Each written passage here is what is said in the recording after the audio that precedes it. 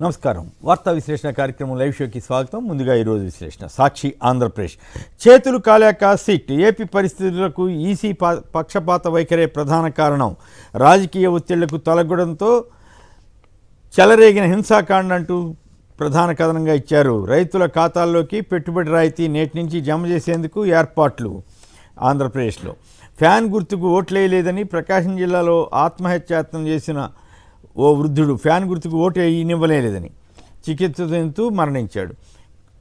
కోవిడ్ను AP ప్రభుత్వం సమర్థవంతంగా ఎదుర్కొందని నీతి ఆయోగ్ ప్రశంసించింది.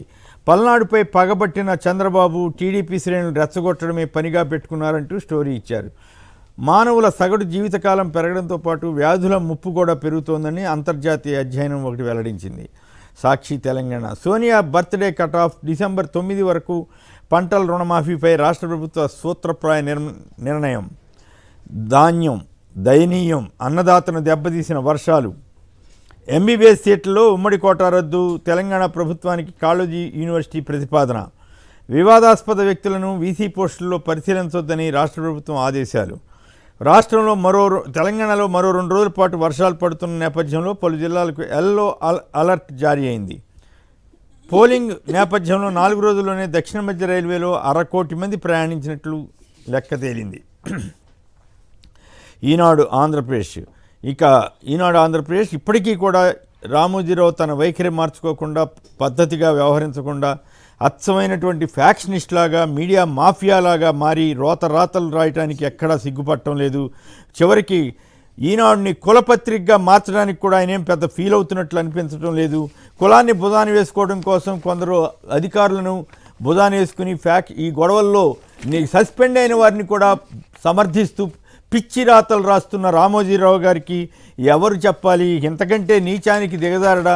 ఎన్నికల ముందు వరకు చంద్రబాబు కోసం పనిచేశాడనుకుంటే ఇప్పుడు ఆ రోజు అరాచకాలకి కారణమైనటువంటి అధికారుల మీద ఎన్నికల సంఘం చర్య తీసుకుంటే వాళ్ళని సమర్థిస్తూ కథనాలు ఇస్తోంది.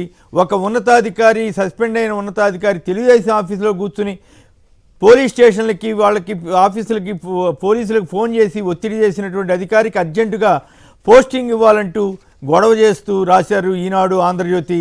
ఈ రకంగా చివరికి రామోజీరావు గారు ఫ్యాక్షనిస్ట్గా మారిపోతారని, మీడియా రంగాన్ని ఒక మాఫియాగా మారుస్తారని, చివరికి కులం కోసం పనిచేస్తాడని, అధికారులను కులాన్ని బట్టి తోస్తాడని నేనైతే ఊహించలేదు.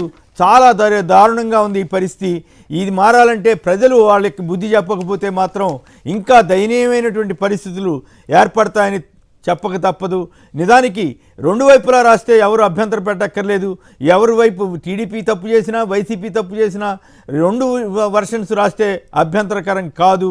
కానీ అచ్చంగా టీడీపీని బుధానేసుకుని పనిచేసినటువంటి రామోజీరావు ఇప్పుడు చివరికి ఎన్నికల సంఘం సస్పెండ్ చేసిన అధికారులకు మద్దతుగా రాస్తోంది, ప్రచారం చేస్తోంది. ఇది ప్రజాస్వామ్యానికి గొడ్డలు పెట్టువంటిది. తాడిపత్రిలో పోలీసులు వెళ్ళి ఎమ్మెల్యే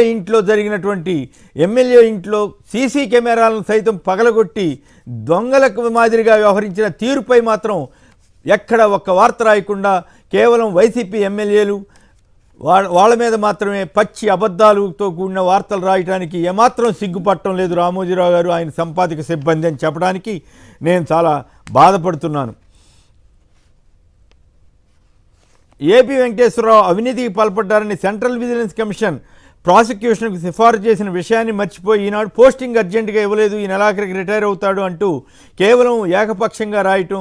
2 వైపులా రాస్తే తప్పు కాదు, కానీ ఈ రకంగా పచ్చి అబద్ధాలని, పచ్చి కులతత్వంతో కూడా దిగజారిపోయింది ఈనాడు పత్రిక.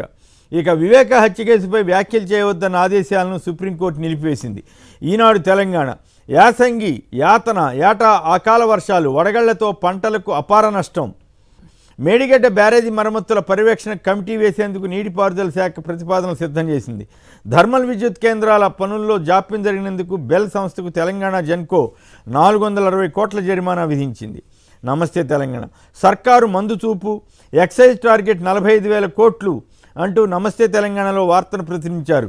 తాను ఇచ్చినటువంటి హామీలు నెరవేర్చడం కోసం కాంగ్రెస్ ప్రభుత్వం రియల్ ఎస్టేట్ భూముల వాల్యూను పెంచడం కోసం ఎక్సైజ్ ద్వారా అధిక రాబడి పొందడం కోసం చేస్తున్న ప్రయత్నాలపైన ఈనాడు ఆంధ్రజ్యోతి మాత్రం పొరపాటును కూడా వ్యతిరేక కథనాలు ఇవ్వకుండా ఆదాయం పెంచుకునే మార్గాలు అన్వేషిస్తున్నారని ఇక్కడ రేవంత్ రెడ్డి గారికి జాకీలేసి బాకా ఊదే కార్యక్రమంలో పడ్డ ఈనాడు అదే ఆంధ్రప్రదేశ్లో ఏమాత్రం భూముల వాల్యూ పెంచినా ఇంకోటి పెంచినా ఇంకేముంది, ప్రజలపై నడ్డి విరిచారు, భారం పెంచేశారంటూ తప్పుడు వార్తలు రాసినటువంటి ఈనాడు ఆంధ్రజ్యోతి తెలంగాణలో మాత్రం నీచాతి నీచంగా వ్యవహరిస్తూ ఇక్కడ మాత్రం నిజం చెప్పాలంటే ఆంధ్రప్రదేశ్లో నీచాతి నీచంగా వ్యవహరిస్తూ తెలంగాణలో మాత్రం చాలా జాగ్రత్తగా ఎవరికి ఇబ్బంది లేని రీతిలో అందరినీ 3 పార్టీలని బుధాన వేసుకున్న రీతిలో రాస్తూ పత్రికా విలువల్ని నాశనం చేస్తోంది.